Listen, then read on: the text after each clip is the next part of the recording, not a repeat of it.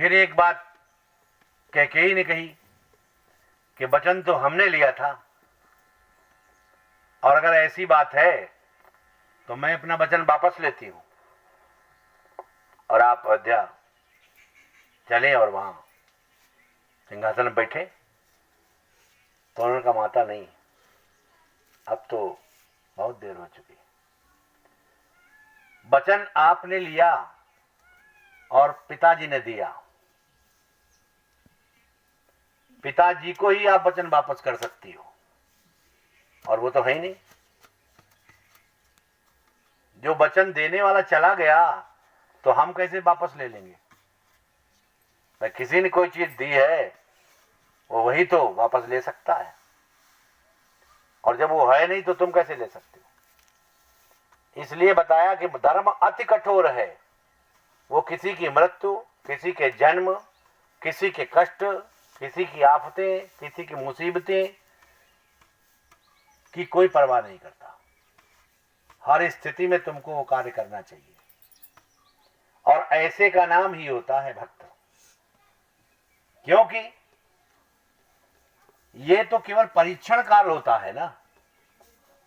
परीक्षा में प्रश्न कोई भी आ जाए, तुम क्या कर सकते हो? क्या कहोगे ये लास्ट लेसन से क्यों आ गया? ये तो उसकी मर्जी की बात है। टीचर बहुत से ऐसे हैं, कहते हैं इसमें बहुत कम उम्मीद रहती है, इसमें ना पढ़ो। बहुत से टीचर हैं, ये चैप्टर मत पढ़ो, और फिर उसी से आ जाता है। तो क्या कहते हैं, अरे कभी नहीं आता था, इस बार आ गया। कोई बात नहीं, 2-4 नंबर कम हो जाएंगे। ये विचार करने वाला मेरिट में थोड़ी आ पाता है। भक्ति का मतलब है मेरिट लिस्ट में नाम होना, और ये भक्ति का मार्ग अति कठिन यही है कि इसमें जितनी परीक्षाएं होती हैं, जितनी बार तुम्हें मुसीबत आएगी, कष्ट आएगी, संकट आएगा, समस्याएं आ जाएंगी, या तुम ही बीमार हो जाओ खुद ही, दूसरे की तो बात छोड़ दो, तो भी तुम्हें रुकने की आवश्यकता नहीं है। क्योंकि जब तुम चल पड़ोगे तो मंजिल तक पहुंचोगे। और अगर तुम्हें याद रहे कि भक्त का रास्ता कोई नहीं रोक सकता, विधि हरिहर माया अति भारी, सो कि भरत मत सके निहारी।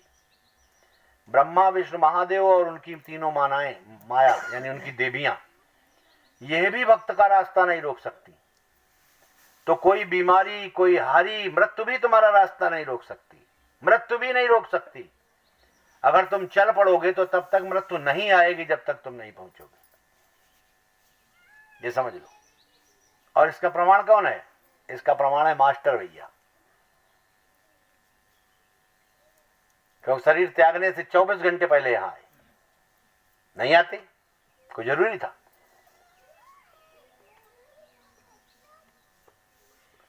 लेकिन उनकी फरियाद भी यही थी कि हमारा शरीर समक्ष में छूटे, और जब कभी भी कोई बात होती थी, प्रसन्नता होती थी, हाँ तुम्हारी क्या इच्छा, तो यही बताते थे, और आपका हाथ तुम्हारे सिर पे हो। और वही स्थिति हुई। तो धर्म इतना कठोर है। एक गुरु भाई था तुम्हारा प्रेम नारायण शुक्ला, फर्रुखाबाद जिले का। हम लोग सन 85 में जाने को थे काशी, बनारस, गोस्वामी तुलसीदास जी से मुलाकात करने। गुरु के द्वारा एक गोपनीय स्थान बताया गया था। ये चर्चा आमतौर से बताई नहीं आज तक, कुछ लोगों को पता है। तो वहां जाना था हमें अकेले, तो हम उसको ले गए थे, केवल एक व्यक्ति परमिशन लेंगे। तो बसंत पंचमी के दिन हमें जाना था ट्रेन से, दोनों को। और हम उस समय पढ़ रहे थे कानपुर में, इंजीनियरिंग कर रहे थे। जाने से 3 दिन पहले उसकी बहन खत्म हो गई, जिसको बहुत चाहता था। छोटी बहन, 2 बहनें थी, छोटी बहन थी। ससुराल में से फांसी लगा ली। उनके परिवार में उन्हीं की इच्छा हुई थी के लिए, वही एक शख्स था। तो वहां गया, जा करके उसने उसको उतारा। लोगों ने कहा इनके लिए रिपोर्ट करो। हर कोई करता, शादी 1-2 साल हुआ था, ज्यादा नहीं हुआ, बच्चा कोई नहीं था। तो उसके दिमाग में आया कि हमें तो जाना है बसंत पंचमी के दिन। फिर वो वहाँ से उनको ले करके और घर आया, घर आके दाह संस्कार किया, दाह संस्कार करके और अगले दिन ही हवन करा लिया 5 लोगों को बैठाल के, और हवन करा के और मुंडा करा लिया, यानी सारा कार्यक्रम दूसरे दिन खत्म कर दिया। और ख़त्म करके और जो है तीसरे दिन हमको अपने निश्चित समय पे पहुंच गया। हम इंदिरा नगर में रहते थे, कानपुर में। पहुंचा तो सब दाढ़ी मूछ सब साफ थी। तो हमने कहा ये क्या प्रेम नारायण शुक्ला का? तो कहा कि मुन्नी खत्म हो गई। तो हमने कैसे बताया सब बात? तो हमने कहा अगर ऐसी बात थी तो ना आते। हमने भी सांसारिक दृष्टिकोण से बताया उसको, वरना हम भी नहीं चाहते हैं कि ना आए कोई। हम तो चाहते हैं कोई मुर्दा रखा हो फिर भी तुम आ जाओ, क्योंकि यही उत्तर है। एग्जामिनर कभी ये नहीं चाहता है कि तुम प्रश्न ना हल करो, वो तो सोचता कठिन से कठिन है उसको भी हल कर दो। नंबर हमारे पास एक नहीं रहे, सब तुम्हारे पास आ जाए। तो कहा इसलिए हमने कड़ी सब कर दिया और इसीलिए FIR नहीं की। लोग कह रहे थे पैसे ले लो, 5 लाख 4 लाख 3 लाख जो भी चाहो, ससुराल पक्ष ले लो, वैसे भी गवर्नमेंट से भी मिलता। लेकिन कहा वो सब हम लफड़ा खत्म करके हमने सोचा ये हमारा क्रम न टूटे, तो वो आ गया। और जितने लोग बैठे हैं लगभग यहाँ पर, इतने सभियों के अगर कोई मरा ना हो, मरणासन्न हो, तो ये हमारी समझ से कि है, ये नहीं है कि तुम लोग आ जाओ। कोई क्या है? कोई हाँ है, शादी कर रहा, आओ शादी कर रहा, मतलब मरना नहीं, खाली मरणासन्न हो। कुछ लोग तो ऐसे हैं जिन्हें जुकाम बुखार आ गया तो नहीं आते, जिनके घर में कोई आ गया। और कुछ लोग ऐसे भी हैं जिनको आ जाए तो खुद भी चले आते। सबकी अलग अलग कहानी है। लेकिन तुमको ये बताओ, और कुछ लोग ऐसे हैं जो बहाने ढूंढते रहते हैं। जो पड़ोसी बीमार हो तो भी कहेंगे हमारा पड़ोसी बीमार है, कैसे आए। कुछ ऐसे भी हैं। तो अब तुम कैसे हो, ये तो तुम लोगों में से अपने अपने को छांटो, बीनो किस क्वालिटी के हो। लेकिन धर्म अति कठोर है, और धर्म का अनुसरण सिर्फ मनुष्य करता है और कोई नहीं। मनुष्य के अलावा किसी के लिए धर्म नहीं है। कि है कोई सांड का कोई धर्म है? क्यों भाई, कि भैंस का कोई धर्म है? पशु पक्षी पेड़ पौधा किसी का कुछ धर्म नहीं है, सिर्फ मनुष्य का है। और धर्म वो है एक बार जो धारण कर लो उसको जीवन पर्यंत करते चलो। स्वयं का लिया गया संकल्प ही तुम्हारा धर्म है, और उसका तोड़ना ही तुम्हारा अधर्म है। स्वयं का संकल्प करना धर्म है, और उस धर्म को तोड़ना अधर्म है। और अधर्मी किसी को कहो तो वो बुरा मान जाएगा, मान जाएगा कि नहीं? अब तुम क्या हो, तुम तो अपने आप विचार कर सकते हो। इसलिए आज भी तुम धार्मिक बन सकते हो। धर्म ये नहीं है, धार्मिक का मतलब ये नहीं है कि तुमने किसी की पूजा कर ली, किसी जल चढ़ा दिया, किसी बेलपत्र चढ़ा दिया, कोई मंत्र जप लिया, कोई ध्यान कर लिया, कोई किसी दिन आरती कर ली, धार्मिक हो गए। इसका नाम धर्म नहीं। धर्म है ही नहीं कोई तुम्हारा। तुम्हारा धर्म कैसे? कोई कहता हम आरती भूल गए, एक दिन करना। कोई बोलता हम सो गए। क्यों भाई, ये धर्म है तुम्हारा? ओम प्रकाश है? खाना नहीं भूलते हो, बाथरूम करना नहीं भूलते हो, टट्टी पेशाब करना नहीं भूलते हो, इतना निकृष्ट कार्य है। तो तुम परमात्मा का नाम लेना भूल गए, आरती करना भूल गए।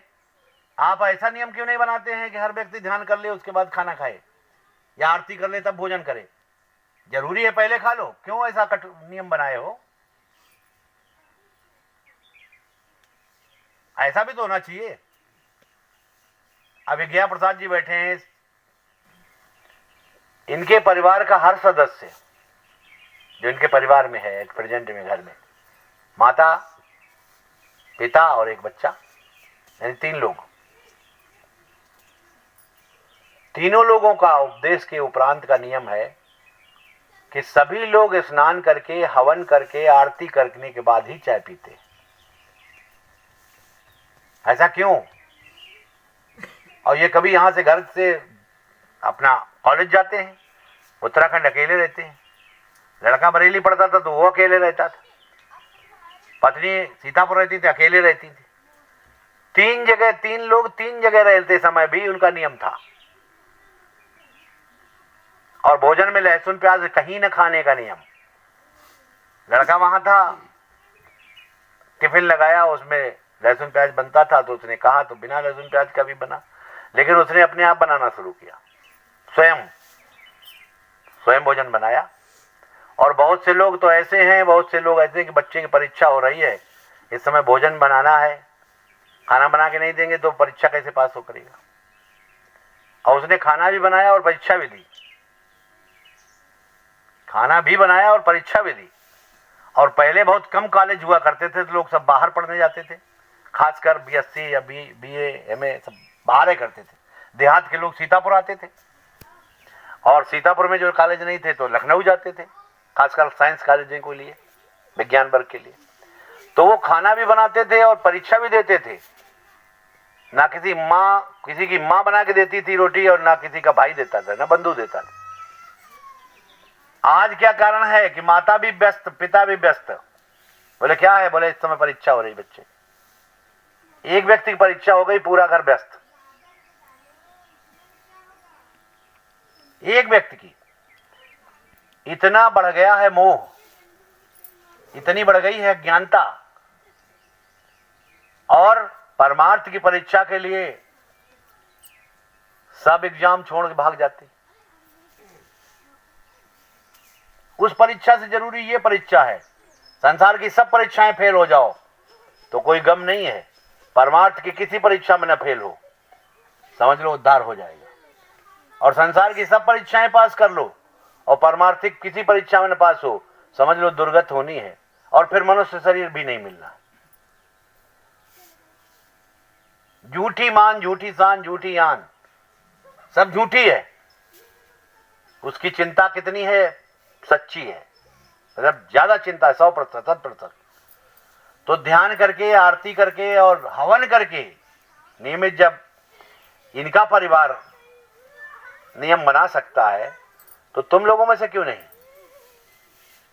बहुत सारे माता पिता बैठे हुए हैं यहां पर, जिनकी माँ या पिता या दोनों है या एक है, वो कभी बच्चे से कहते ही नहीं है बेटा आपने ध्यान किया है कि नहीं,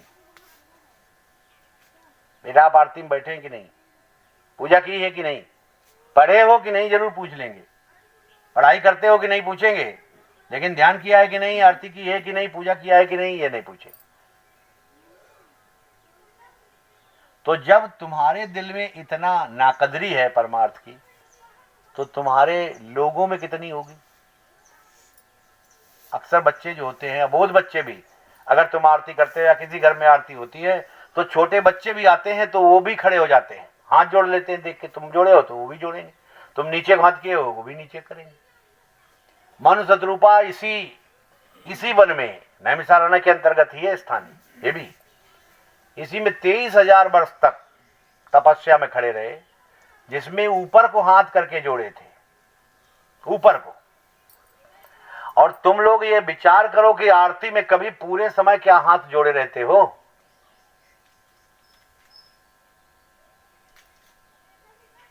तुम्हारा हाथ जुड़ता भी है तो ऐसे, और फिर ऐसे, और फिर ऐसे, और फिर ऐसे, नीचे भी चलता चला जाता है। और कोई कोई ऐसे जोड़ता है, कोई ऐसे जोड़ देता है, ऐसे।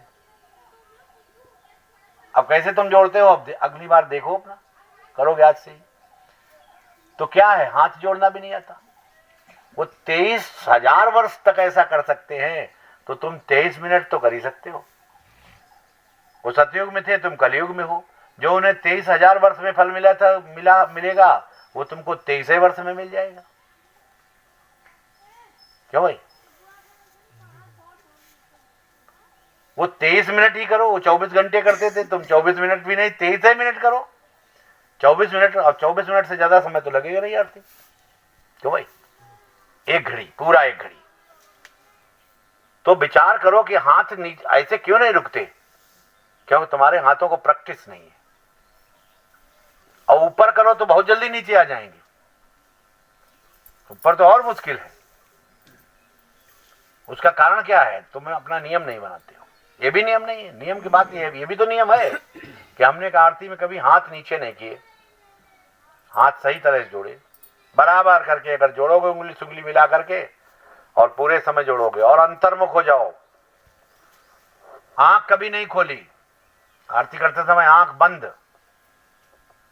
आंख बंद करोगे अलग भाव है, खोले रहोगे अलग भाव होगा। जो तुम्हारे सामने से गुजरेगा, जो तुम्हारी तरफ जिधर दृष्टि जाएगी, उसके उसके ख्याल, उसकी फोटो खींच के चली आएगी अंतर में, और विचार चले आएंगे। तो ये सब नियम ही है, और ये धर्म में भी है, ये धर्म में भी है और नियम में भी है। इसलिए अपना नियम और अपना धर्म अपने आप बनाना।